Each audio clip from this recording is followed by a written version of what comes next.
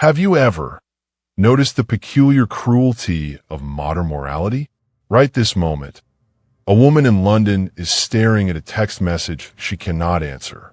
A man in Tokyo is sitting in his car, long after he is parked, because the thought of going inside feels like a weight he cannot lift. There is a couple in Paris, a lawyer and a nutritionist, lying 3 inches apart in a king-sized bed, feeling a distance wider than the Atlantic.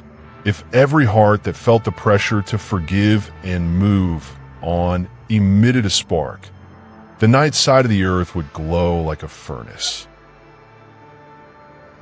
Why is it that the person who hurt you the most is often the one who expects you to be the bigger person?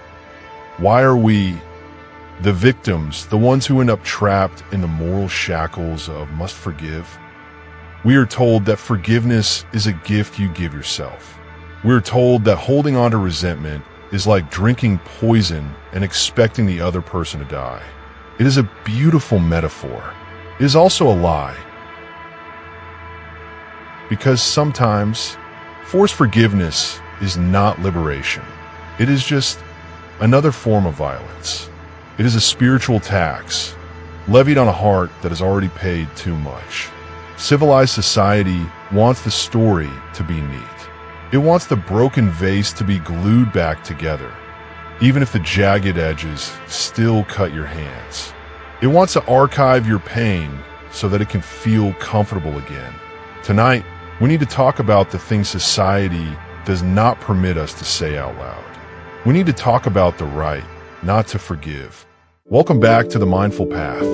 I am your guide. Let's explore the shadow of forgiveness. Imagine the scene. It is a Wednesday evening in April. Daniel Reyes is sitting at his kitchen table. The silence of the apartment, which used to feel like a predator, has finally become a companion. He has been practicing the art of being alone. He has his books, his coffee, his quiet routines. He thought he had finally achieved a fragile peace. Then his phone rings. He does not recognize the number, but he answers anyway. Some old reflex, some cellular memory older than his wisdom, makes him pick up, and the voice on the other end stops the air in his lungs. It is older than he remembered, rougher, like wood that has been left out in too many seasons of rain. It is a voice that collapsed years ago and has now crawled back to find him. It is his father. The man who walked out when Daniel was 10. The man who taught Daniel through silence and absence that love is a luxury that can be revoked without notice. His father says, "Daniel, I am sorry. I was afraid. I am old now, and I just want to make things right before I go." Daniel feels a strange sensation in his throat. It isn't the warmth of reconciliation. It isn't the closure the movies promised him. It is nausea. Why does an apology feel like an insult? Why does the goodness of the other person feel repulsive? Psychology suggests a perverse truth. When we have been starved of affection as children, when we have been forced to subsist on a meager emotional diet, we develop an allergy to kindness. We learn to manage distance as a survival skill. We become masters of the stop-start game. If last night was beautiful, this morning has to be moody. If the dialogue is getting too cozy, there has to be a disappearance. We do this to protect ourselves from the violent fear that love might actually work out. Because if it works out, we might lower our shield. And if we lower our shield, we might be destroyed again. When Daniel's father offers him this gift of regret, it feels cloying. It feels hot. It feels undeserved. Not because Daniel is not worthy, but because the gift arrived 30 years too late. An apology cannot rebuild the 3 decades of absence. It cannot attend the graduations he missed. It cannot comfort the boy who sat by the window in 1993, waiting for a car that never turned the corner. To accept that apology on demand is to pretend that the boy by the window never existed. And that is a betrayal of the self. The school of life teaches us something devastating. We are all, in some sense, still the children we once were. The adult self, the one with the high-end fund, the one with the Stoic library, is remarkably thin. Just beneath the surface of our professional competence, there is always a child, and that child has a father-shaped hole in his soul. Daniel spent his entire career, his entire marriage, trying to fill that hole with success. He optimized his life because his father taught him that being just Daniel was not enough to make someone stay. He became an architect of provision because he didn't believe he could be an object of affection. Now, consider the weight of the forgiveness industry. Every self-help book, every well-meaning friend tells you that you must forgive to be healthy. They treat your anger like a spiritual vitamin deficiency. But what if your anger is the only thing that kept your dignity alive while you were being abandoned? The philosopher Jacques Derrida argued that true forgiveness, if it exists, is only possible for the unforgivable. If you forgive a minor mistake, that's just a transaction. That's just clearing a small debt. But real forgiveness is a miracle that cannot be performed on a schedule. It cannot be coerced by the guilt of the perpetrator or the expectations of the crowd. Refusing to forgive is not a pathology. It is an act of integrity. It is saying, what you did mattered. My pay mattered, and I will not perform a lie just to ease your conscience. If Daniel says it's okay to his father, he is lying. It was not okay. It is not okay. It will never be okay. And the pressure to say those words is its own form of cruelty. So, if we do not forgive, how do we find peace?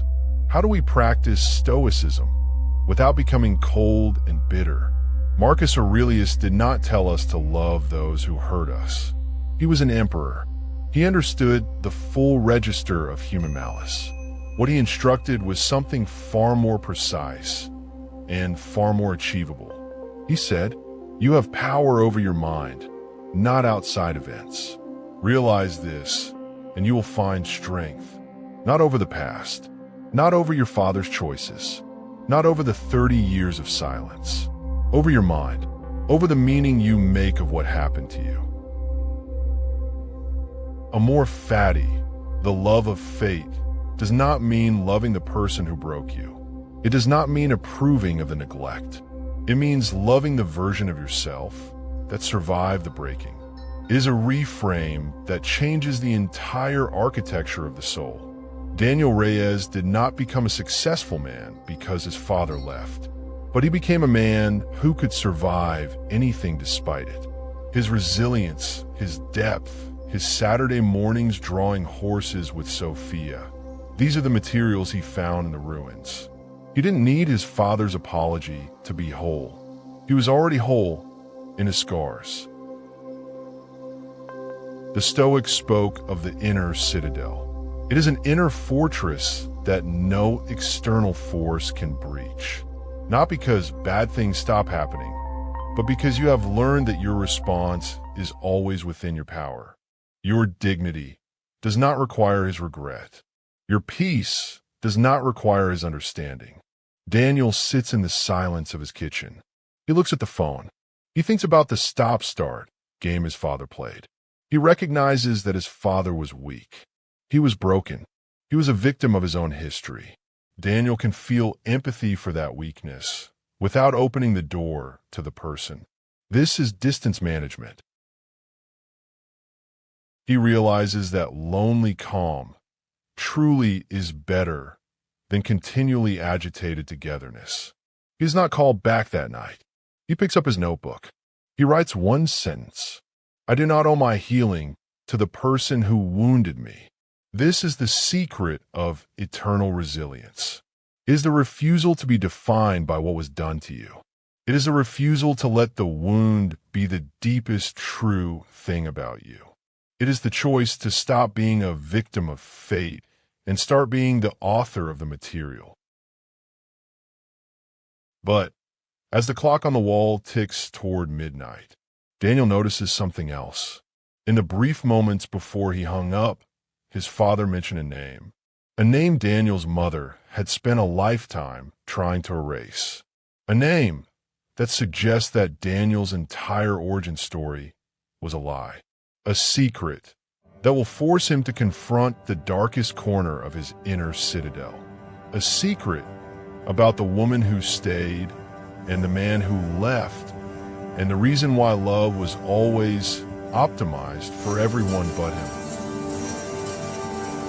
That is the journey for episode 4, a journey into the heart of the inheritance of meanness. Until then, find your silence. It is waiting for you.